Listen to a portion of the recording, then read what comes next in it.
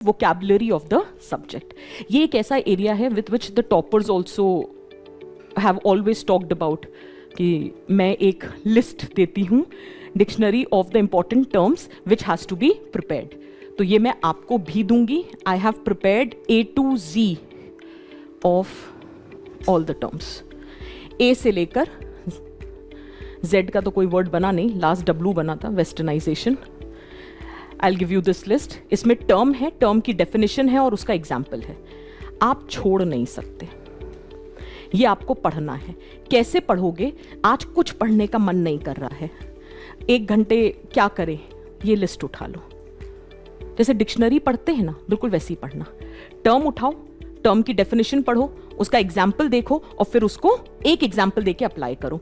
This list has to be prepared. ये छोड़ नहीं सकते आप.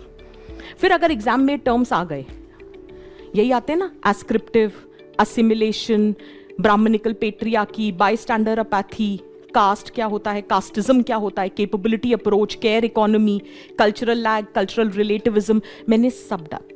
मुझे नहीं लगता अब इसके बियॉन्ड, अगर इसके बियॉन्ड पूछ लेंगे तो फिर कोई नहीं, इसको अपडेट कर दूंगी. तो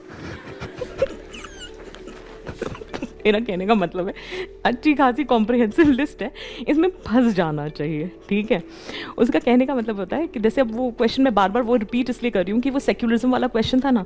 अब सबको पता है इंडियन सेक्युलरिज्म, अब किसी को ना याद नहीं आ रहा था कि प्लूरलिज्म, असिमिलेशन की डेफिनेशन क्या है, तो फिर वो उनके लिए अप्लाई करना मुश्किल हो रहा था. बट अगर आपको एग्जैक्टली पता है टॉलरेंस का मतलब, आपको पता है व्हाट इज प्लूरलिज्म, आपको पता है असिमिलेशन क्या है, आप बहुत आसानी से आंसर लिख दोगे.